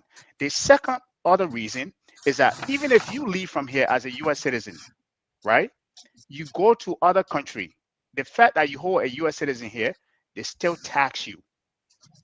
You are taxed. I think there are 2 countries in the world that do that. So that means you can have your means of production in other country, you will still have tax obligation here. Here's the point that I want to bring it to Liberia, and then maybe you guys can answer this question. What is happening in Liberia right now is that I think you guys have said this. There's a few group of foreigners who control the means of production in our country, meaning the capital, the economic means of production are controlled by the very few. The political landscape, the political in politics, we control it. Liberian control that, right? But eventually, what's going to happen? I think Anthony alluded to this, or he mentioned this earlier. Capital will always influence politics, right? It is happening right now. The moment you lift that clause, those that have the capital, they will move from having the capital to having the economic power to not having the political power. So there's now is a dual control in the country, right? The point that I want to make here before I land is that I think I will say this again. I believe the Negro clause is racist, but I think the things we need to do before we lift it haven't been done yet. That is one, again, the repatriation of profit, right? So those who come in the country, you can make profit, you take it out as a citizen, as a foreigner, right? We have 100% profit repatriation, right? The ability to have every Liberian, yourself or anybody in our country who calls themselves Liberian, have equal access to the mean of production hasn't been formulated yet. We don't have those standards. This is why people are afraid. And you can hear it in that declaring's voice when he says that, right? To the average person in the villages, they don't have access to the means of production or access to the means to get capital to do whatever they need to do. That is allocated to those who have those few group of foreigners in the country. So my question to you, both of you, right? I know Freeman believe that it should be lifted because he feels that it will bring some kind of economic growth within the country. You are on the other end fear that if we do that, there will be a complete overtake of the Liberian economy by foreigners. Have both of you looked at the economic play in terms of what needs to be done, right? Dr. Pearson, what needs to be done before it can be lifted, or are you settled on the fact that it should never be lifted? And Mr. Freeman, have you looked at the native people concern that if we lift this clause out of the Constitution, what that may mean for them economically? That's the point that I want to pose to both of you. Thank you. Okay, so let me go first. I think you came late to the show, so there were some things that were said earlier, but I can repeat them. I said that there are a lot of things that cause people to invest in a country, not just citizenship, profit margin, population, income levels. But citizenship is one of those important things because at least 100 countries around the world have tied investment to citizenship. Those 100 countries are not stupid for doing it. They know that people look at profit. They know that they look at stability. They know that they look at income, but they also know that citizenship is one of the things that they look at also. So that's why they tie citizenship to investment opportunities. The South African example was not necessarily caused by only the fact that there was a small minority. It was caused by apartheid. And apartheid was not just a political policy, it was a comprehensive economic, social, every other way of separation. And since the African ANC government had come to power, they have enacted a series of laws called the Black-Based Black Empowerment Act that is opening up economic opportunity for Black people. With Liberia, our problem is not law. Most of the problem is enforcement of the law. So if you put in a restriction on how much land one citizen can own, if you enforce the law, if you say one person can only own 10 acres of land for residential purposes, and you enforce the law, then there is no way somebody will take all the land. But even if you say one person can own the property, but you got law that can be enforced, one person will own all the land. So the problem is law enforcement. The problem is not with ownership, because when you pass a citizenship law, you pass a land law, you got restriction. Maybe if the person is using it for industrial purposes, maybe you can limit the ownership to 50 acres. Maybe if they're using it for farming purposes, maybe you can restrict land ownership to 100 acres, but you can put a restriction on it. But if the police or the Ministry of Justice does not enforce the law, then the law will never be enforced. But the lack of enforcement of your law cannot be a basis for stopping you from engaging in smart economic policies that will help your country to develop. You must do that, because all this thing you talk about, the poor people, is not static. As the economy improves, people earn money and they aspire to greater opportunities. So those poor people is not like it's a static situation where they will be poor. You can be poor for 200 years or for 50 years. There are times in your life when you are poor, and there are times in your life when you have money. So for me, if we have a law, Liberia is not the only country that faces corruption problem. We're not the only country that faces law enforcement problem. But those problems should not stop us from updating our laws every now and then to make sure that they are relevant to the contemporary times. Thank you, Gabriel. Look,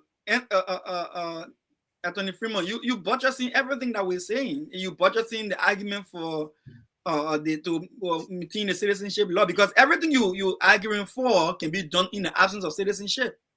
Everything you're arguing for can be done in the absence of citizenship. Now, what cannot be done in the absence of citizenship is that land grab cannot be done if there's no citizenship to people of non-Negro descent that have the means that you're talking about should come to Liberia. Because the argument here is that we're concerned that 95% of the people who are indigenous and 80% of them who are poor live on the soil. That's where the identity is based. That's where the livelihood dwells.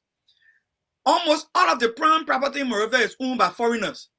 Business property owned by foreigners. If we did not have this law, no, that's to a point. Say lease, because you yourself say they are leasing. So say lease. No, you can't say own. Say lease. I said property. Lease. Yeah. Because yourself said they are leasing the land. Yeah.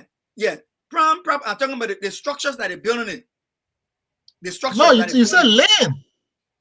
There you go. All right. I said all the prime properties. Apart by that lane, ever since I said all the prime properties in Monrovia, the central areas, are owned by the foreigners, right? And the Lebanese, Indian people, and whatever, Bangladeshi, whatever you want to put in. But those people who own them, they cannot own the land those properties are owned because of this citizenship restriction. And what I'm saying to you, honorable attorney, if that clause was not there, but now all those lands plus those property will be owned by those Lebanese and Indian people. What the benefit is to the ordinary poor Liberian men who did not have the means to develop the property, when those Lebanese people and the Indian people leave that property after 25, 50 years that they're leasing it for and build those structures on it, it's still with the native man. The poor man is still with him. That's the means of escaping poverty. That generation of them will skip poverty after 50 to 75 years. Now, to a point, let me just interject.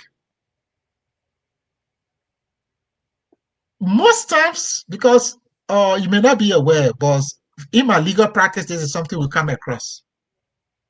The people lease that land, I think the Liberian law has restriction for, I think, 30 years or 40 years. Most times in the middle of the 30 years, the people come back and lease it again. So sometimes when you lease the land, no, just a point. When you lease the land for just a point, you lease the land for 30 years, right? Sometimes right after the 20 years, the person who owns that land comes back and say, man, it's tight now, things tough. I think we need to do the next 30. And they lease it again. So, for me. No, don't say for me. You just interjecting. Let me learn. Okay. So again, you purchasing what I'm saying. They don't need to own the land in order to do the capital investment and get profit from the investment. They don't need it. They don't need citizenship to be able to invest in Liberia and build the big structures they're building there now. All the big structures you see from Central Monrovia all the way down to ERW, to Pinsdale, down to all the building along ROI Highway. They don't need citizenship to build those properties. They're out for profit, and they will get their profit. No doubt, we'll stop them from getting the profit. They want to build skyscraper, they can build it, they will get it. But the land they cannot own because they are not citizens. But you're missing my core argument. Anthony says something very important that Carter buttress. Wealth given access to political power, you dominance. And when the dominance step out of control, that's why you find it. You tell them, I just gave you the 1 room here. Before you know, the food amenante 2 rooms. Before you know, the food amenante 3 rooms. Before you know, the food amenante another community, they all over the place. They are business minded and they are able to expand. What we're saying here is simple. Look, Liberia does not have the infrastructure to ensure the institutional capacity to ensure that these things are managed properly. Our governance structure is very poor. Poverty is at a very high rate. People will buy lands and they will require land grab. People will buy land because they can afford it, and the ordinary man who is poor, who is in need for a daily meal, will sell itself for little or nothing. People become poorer than where they were 100 years back. We don't want that. So what we're saying to you is that all of those economic that my brother Gabriel talked about, all of those economic strategies like Ethiopia closed up their citizenship to only people of African descent. They are one of the most thriving African countries now on the continent. Look them up. They're thriving. They do have accommodation. They call it a special card. They call it the yellow card. They call it diaspora special ID. They call it a yellow card. You get a yellow card, you get $10,000 to invest in the country. They give you leverage. They also have what they call the global investor visa. Dennis, I think he's just repeating himself. He's not adding anything new to the argument. I am saying that the level of investment in Liberia is too low. And it's too low because of some of the laws that we have. So you are saying what it is currently. I'm saying no. Maybe we could be 10 or 20 times what we have now. But the laws is not allowing for us to go 10 or 20 times what we have now. But we're not if he were to change the laws, if there's anything this law, the Negro clause prohibits, is the fact that you cannot vote because you don't have Liberian citizenship, you cannot contest for political power, and you cannot own land, you can only lease land. Those are the three major I will list, right? And these things exist, and yet they are investing in Liberia. Very low, very low. They have the economic power in Liberia, right? Yeah. So my question to you is, if you give them the three other rights to vote, to run for political office, and own land, what difference will it make? Because they have everything they need now to maintain the economic dominance that they have. My point I'm making is that the level of investment in Liberia is very, very low. So you want that when you give them the three additional rights, it will open investment, they will invest more. Is that what you're saying? Not only the people that are in Liberia, people who are not currently in Liberia are going to maybe consider that because it is part and parcel of the investment package. But Attorney Freeman, here is the deal, right? I am saying to you, just a point. I mentioned that if they were to get political power, the political power will be limited to the same limitation on dual citizen. And you mentioned that earlier. I'm saying since they started the dual citizen law, there is no indication that they are currently dominating or they are going to dominate in the short to medium term. So it's not going to be any different from what is happening in the dual citizenship realm. But I am saying that you have at least more than 100 countries. The reason I'm stressing on it is because when you are a small country, you are not able to compete with other countries on the things that matter to international investors, like population size, like income level, like strategic location or geopolitical stuff. So some of these additional measure is the way you can bring people to your country. Let me simplify my question. Yeah. Do you agree or not that the law as it is does not restrict non-Liberians from investing in Liberia and having economic power? It does, because like I said, for example, it does. It does. The citizenship is one of the limitations. The reason I'm saying it, let's say you, Anthony, and just tell me what you think. They are not citizens. They don't. No, I can't give you an example. Let's say you're a white man, right? Yeah. And you have $10 million to invest in country A and country B. Country A give you 10% return on your investment. Country B give you 10% return on your investment. But country B says, in addition to the 10% on your return on your investment, you can be citizen. What is your likely destination for investment? Are you drawing correlation between the two? No. Yes, my answer. Yeah, I'm trying to simplify it now. What economic can say, what economic can say, holding everything else constant. So let hold everything else constant. You got $10 million to invest. You can invest in country A and get 10% return on your investment. You can invest in country B and get 10% return on your investment.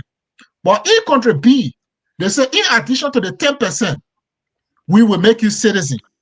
What is your likely course of action? You are cherry picking, businessman. Cherry picking. That's how we do economic analysis. Anthony, let me clear this. When we can put all the variables together, we got to restrict the variables to 2 or 3. Gabriel, you are economist. You know what we call analysis. I know. I'm simplifying the analysis. Country A gave you 10% return, country B gave you 10% return. Then country B said, okay, in addition to the 10% return, we can make you citizen. What are you going to do? And let me clear this out, Anthony, you can answer it, right? You see the point you're leaving out here, and I'm glad that you're picking that. That is not the ideal case, though. That is in general. But if you look It's at an Liberia, economic model. It's a model. Right, You know it's a economic model, but you're modeling. leaving. Let me finish. You're leaving out certain things. In Liberia, you yourself pointed out, is the enforcement of rule of law. The reason why people don't invest in Liberia, everybody, and go to the Ghana and the Ivory Coast is because of our commercial courts, right? We don't have, you cannot. But answer the question first before you introduce new variables. And those are the things you got to put there now. So if you're even looking at that, you got to look at everything collectively. So you can't just say this because you don't have citizenship and this country has citizenship. That would be a myopic. Okay, let me reform the model. Right? Let me reform the model. You want to invest in two countries. Country A has political stability. Country B got political stability. Fair enough. Country A gave you 10% return on your investment. Country B gave you 10% on your investment. And country B said, in addition to our political stability and the 10%, we can make you citizenship. What is going to be your course of action? Let me answer it. Let me answer it, and then maybe Dr. Pearson can answer it, and Anthony can answer it. For me, the way I would look at it, if I get 10%, there's stability in the country, I get citizenship. I will also look at how protected are my capital in our country. I care less about being a citizen. If I can take all my money profit from out of that country, that's the country I would choose. And if country A and B give you protection equally, what would be your course of action? If they do everything equally, I will go exactly where my money is more protected. The so you see, Anthony, let me say this. Let me lay my point, right? The reason why I will pick the country that protects my capital is because anything happen, it has nothing to do with my citizenship. I can pick up my money and bring it to anywhere, another place that has maybe 10% or 15% going, right? Nothing has to happen in that country. The country could be stable. If they're offering 15% here, capital goes where there's return. So it has nothing to do with citizenship. Let me correct a point. Let me correct a point. Answer. Let's answer one point. Just one point. Just a point. There is a benefit that citizenship brings. There is something in economics called expropriation. Expropriation. I know what you mean. That is where a national government can decide to seize the property of a foreign investor. It can happen in any country. So a foreign investor, not a citizen. It can happen anywhere. It happened in Cuba. No. A foreign investor. Because I restrict the model, and you say, but if we model in economics, we don't put all the variables there. No, I'm saying that if you're putting a restriction where they can seize capital, it happened in Cuba. It happened in Venezuela. It happened in Iran, where they took over the entire oil country. You ask a simple question. Allow us time to answer your question. You keep coming back. Let the rest answer. Let them answer it. You can revise your model. Okay. Go ahead. I answer my part. Anthony. Yeah. Let Clarence go first. I'll be last to answer it. It's funny because let's say something. People go for citizenship not because somebody say, I can give it to you, you won't do business. It's what can the capitalist benefit from his investment? That profit. Voila. The capitalist mind is about profit. If you tell me, say, I go by a simple model, your money will be saved here, you can come here, invest here, blah, blah, blah. Then the other person, in addition, I give you citizenship. So you say citizenship, the first thing I want to, what else can I exploit out of the citizenship? Now, what I want to know. And I'm telling you, when you tell a man, say, I gave you citizenship, the first thing the man start thinking about, then what are the capital investment within that citizenship that I can exploit? I can exploit the politics that the Lebanese people are doing in Liberia now. The government say they won't bring rest press down. They go and have meetings with my man. Get that rest press back up. I give you $10,000. Rest press go back up. Gasoline price go back up. The man who controls the wealth controls the politics. The man who controls the politics control the economy. And when you have few people with the wealth and you have people with the power, you get them, then you end up giving them some leverage to manipulate the system. Anthony Fremont, you are praying for something for Liberian people that they're not ready for. They're not ready for it. They're not ready for it. And Can I come back now? Let me close by saying this. Yeah. You mentioned banks in other countries. People who saved their money in Swiss bank, they were not because they were citizens of Switzerland. because the money was saved there. The money was protected there. That's why they put the money there. They didn't. Americans saved in Swiss bank. African president all across Africa saved in Swiss bank. Europeans all saved in Swiss bank. None of them were citizens of Switzerland. But they said that because the money was saved. Again, let me go back to something else. Let me say this. You know, I need to come back. No, but you can't introduce new friend, but let me come back on it. Wait, let him answer. Anthony hasn't answered yet. Look at Liberia's current political model. The current political model right now in Liberia is that the man with the most cash wins the day. Cash violence, in Liberia call it cash violence. The man who can move the crowd with the cash. Now, let me say this to you. Even in the great United States, with all of its structure and its systems, people like Elon Musk who are billionaires now, were giving people $1 million for just going to cash a vote, and it made a difference in the elections. I will give you $1 million to go cash. Right now in the United States, the APAC decides who goes for primary in different political parties, whether Republican or Democratic Party. APAC, they're just behind the scene, money put behind the scene, business put behind the scene. But they got the authority because of the citizenship to influence the party politics with their money. Capital right now in the American Congress, people mouth shut, politicians can't talk because everybody tired of by APAC. What are you suggesting here to us? That tomorrow now we should get people who got more cash to run our politics in our country? When they say election time, the only people who get all the campaign material that will be the few, the only men now who are selling for in the gas station, selling for in the stores and just store board, can't be even be a business manager in the store. What are we talking? And then end up buying all the prime property in the country? Anthony, okay, so they come in now, right? I think it's been very unfair to me. No. I think it's been very unfair to me to say that I'm restricting my argument. I think when we started this discussion, I mentioned the size of the population of a country as one of the bases for investment. I mentioned the profit or the cost of production. I mentioned political stability. I mentioned government policy on taxes. So I mentioned several. So I've never said here that citizenship is the only or is the most important. But I said among the most important policies that our country can adopt, citizenship is among those most important policies. I have never restricted my argument to one policy.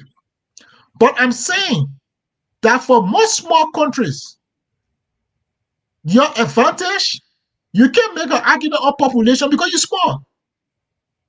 You can't make an advancement on income because your income low. So a lot of times you are at a disadvantage with other bigger countries. Population, if people are looking at population, only Nigeria. If people are looking at income, they will go Ghana, they will go Africa Coast. So in addition to return on investment, you must add other things to the investment so that the investor can say, oh, but it's something else here that money can buy. Maybe I can go for this thing that money can buy. That's what I'm saying. And the Switzerland thing is not to tell you that the people who took money to Switzerland were Swiss citizens.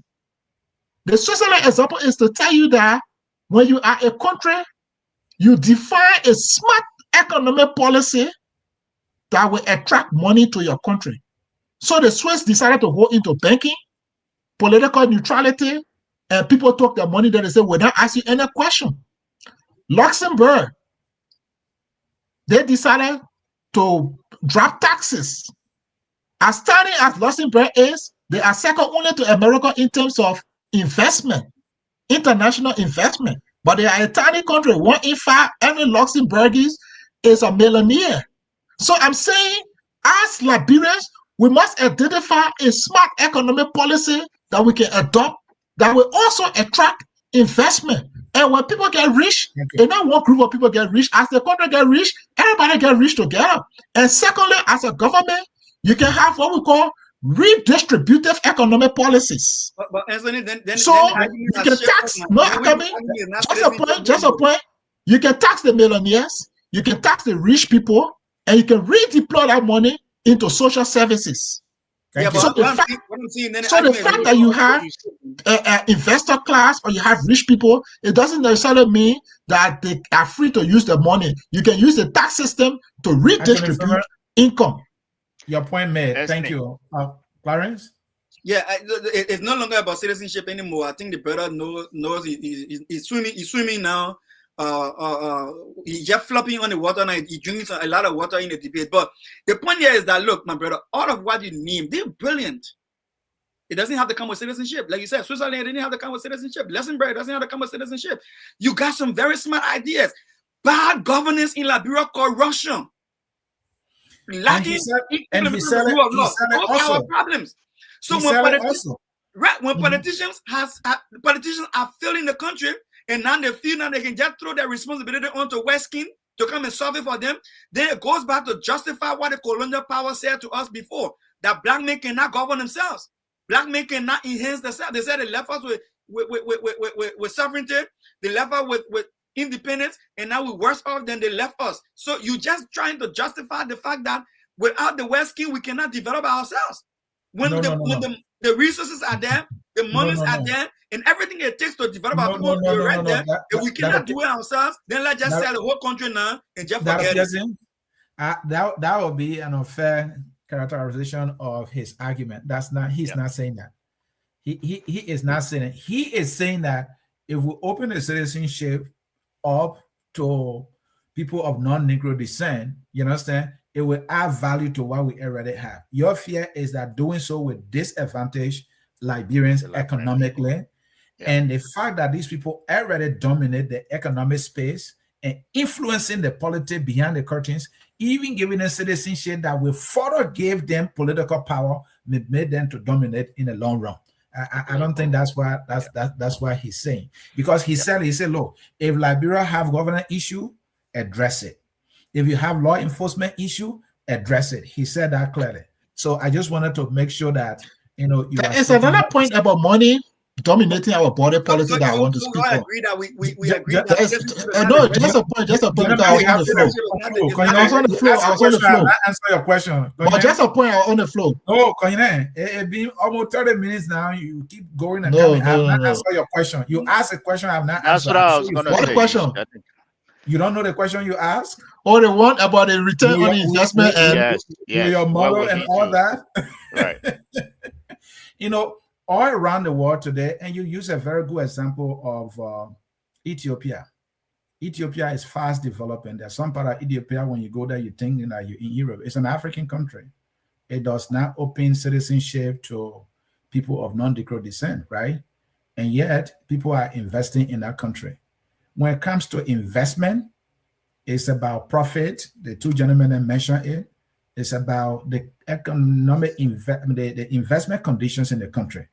Yep. You cited the example about the Swiss bank that were Clarence Errors, who stated that. People carry their money to Swiss bank, citizen. You understand? Now, I definitely agree with you that clause is discriminatory.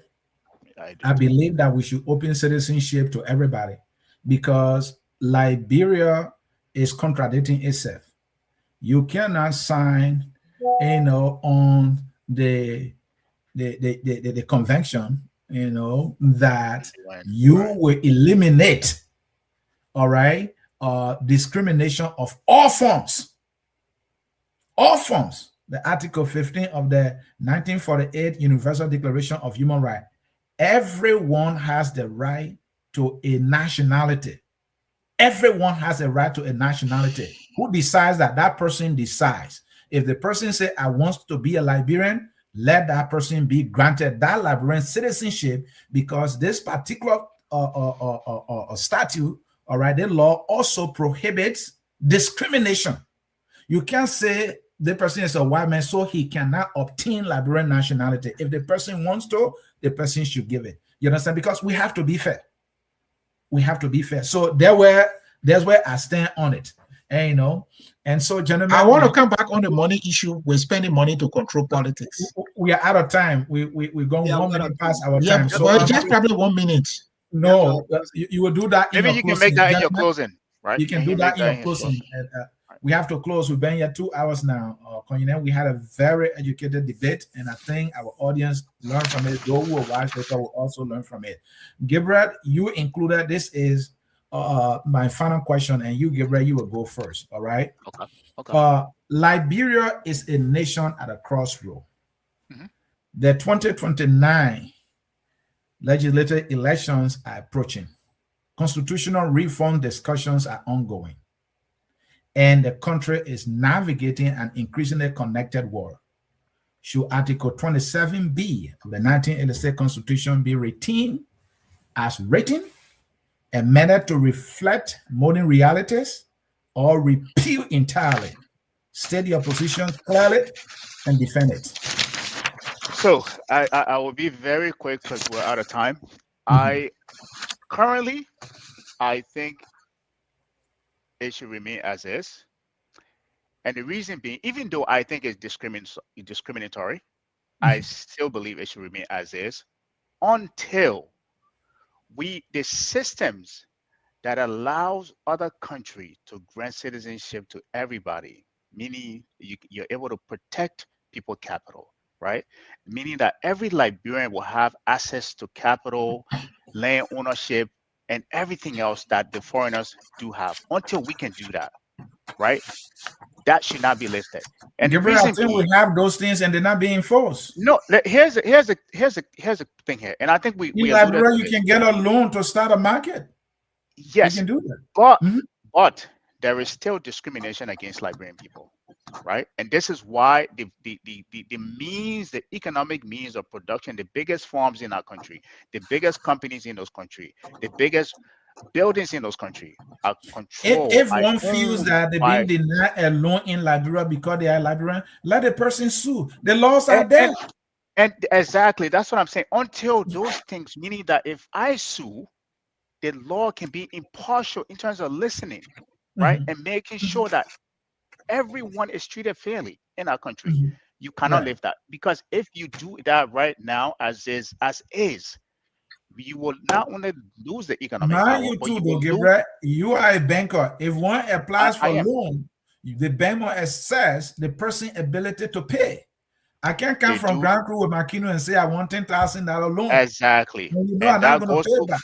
That person must say discrimination. Let me say this quickly and now, Len, because I know the rest of the guys.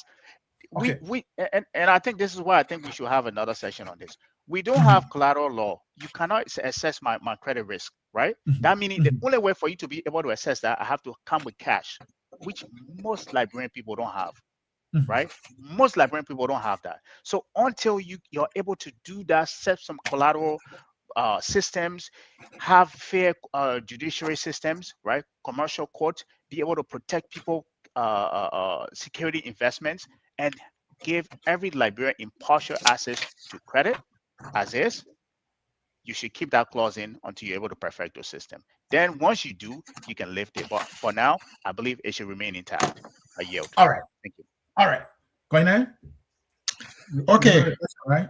Let me talk briefly about the issue about money dominating politics. It has nothing to do with white skin or black skin. Anybody who has money will use it to dominate politics once they have the means. In Liberia, it is just the corrupt people that are dominating now.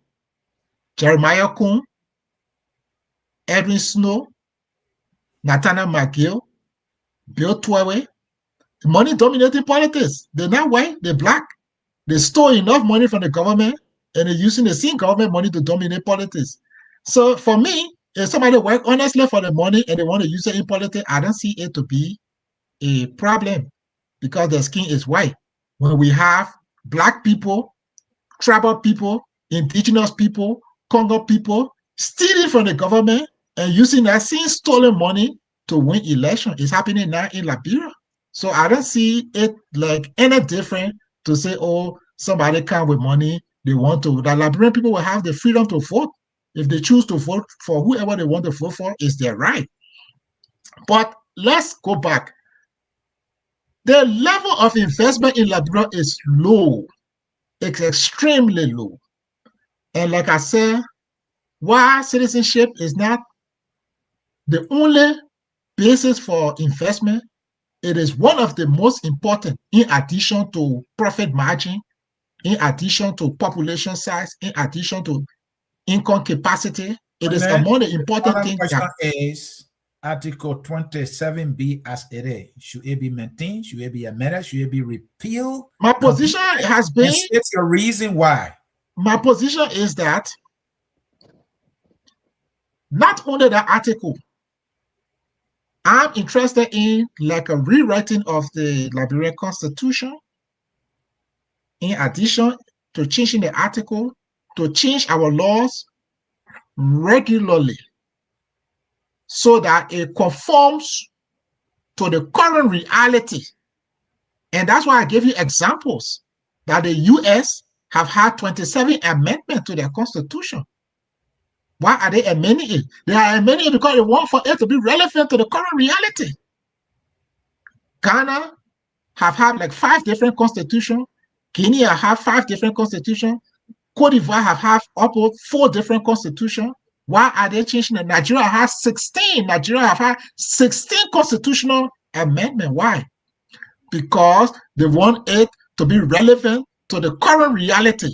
Law is not something you write in 1847 and 200 years later, because the reality has changed between 1847 and 2026. So you have to adjust your laws for it to reflect the current reality.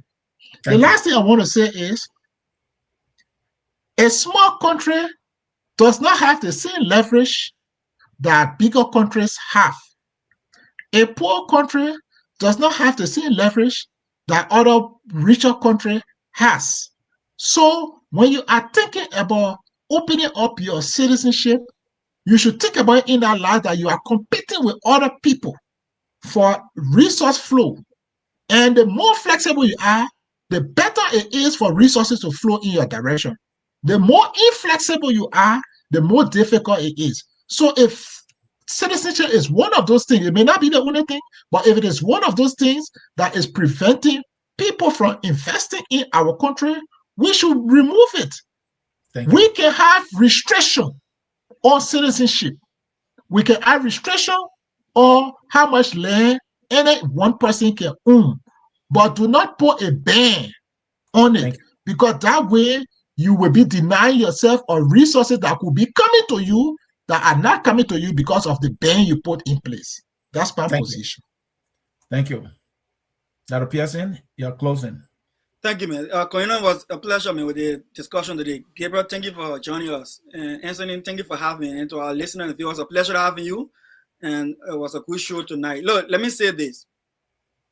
Article 27B of the 1986 Constitution of Liberia was written for a purpose. In the minds of the framer, Article 27B was created to protect Article 27A. Article 27A says only Liberians can own lands in that country and property.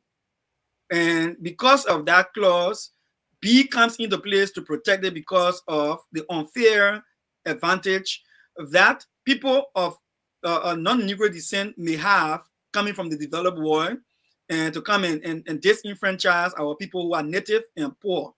And I would say this, up to 95.6% of our people in Liberia still live on the soil. Over 80% of Liberian people are still living in abject poverty. We have institutional vulnerability. We have a weak governance system. At the same time, we have a situation in the country where our country is currently dominated by foreign investors. Those investors don't need citizenship in order to invest. Low investment in Liberia is not because of citizenship, it's because of bad governance, corruption, and poor enticement of the investment environment for people to come there and put their money there. Koyono says some very good things. Switzerland is a small country, people ain't citizens there, but they keep their money there because of the investment climate. He mentioned Luxembourg. People develop there because the investment climate is good, not because of citizenship. Ethiopia, one of the thriving African countries, which can be properly compared to Liberia because both countries did not have any colonization over their lands. The two most historic African countries in the world, two of them do not accept people of non-African descent to be citizens in the country. And so, Ethiopia, with strong institutions, with high level of poverty reduction, and with good governance, they are one of the most thriving economies in Africa, and they have economic policies that attract investors, and they are thriving. We can do the same. We can learn from them.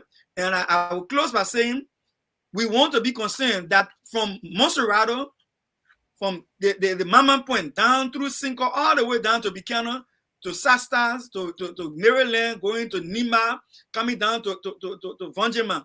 All of the properties that are there that are owned by foreigners who cannot be citizens of our country cannot own the land. And if they lease the property and they build big structures there, they go to our poor people and change the economic status after 25, 30 years, 50 years. It doesn't threaten the investment. It improves our people's life. Until the structures that we have that needed to protect our people are there and our people can compete with foreign investors, then we can open it up in terms of political capacity for them to vote, for them to decide politics, and for them to influence politics to that high level. Thank you for having me tonight. And I hope the Liberian people can make a wise decision. Amen. Gentlemen, thank you. And thank you so very much. Gabriel, thank you for joining in to our many listeners. We want to thank you for staying with us throughout this debate. To Dr. Clarence Pearson and Anthony Warner Freeman, thank you for the seriousness and the substance you brought to this debate today. The Liberian people are better served by this kind of honest confrontation of ideas than by silence.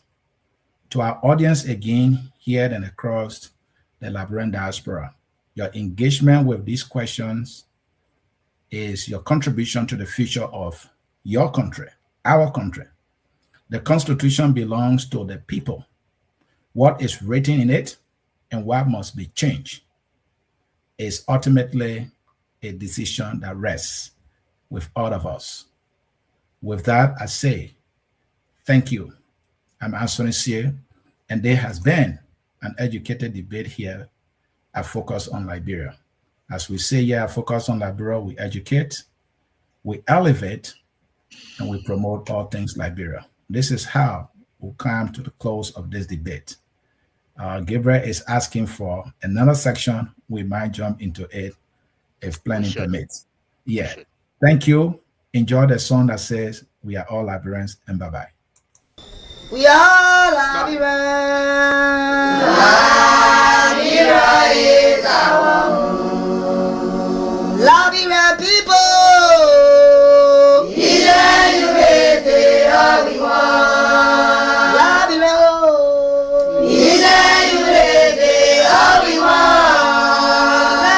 Liberia.